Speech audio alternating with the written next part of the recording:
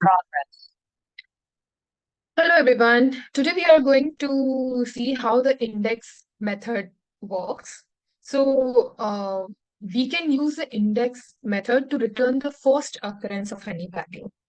So in the list of numbers, we are going to use the index method to return the index of 4.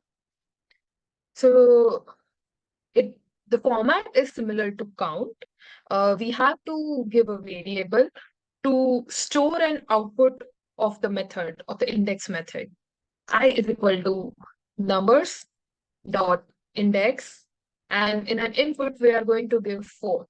Now here the answer will be 1 because the index on 4 is 1.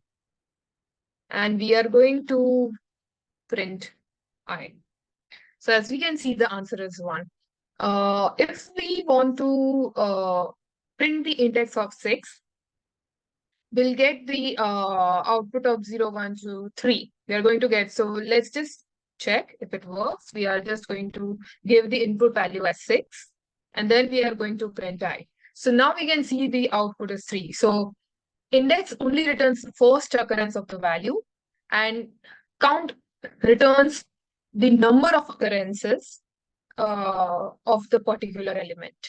So I hope you understood the difference between index and count. These are all the list methods. I have covered all the list methods on my channel. Please like, share, and subscribe. Share with your friends and let me know any of your suggestions. Thank you so much.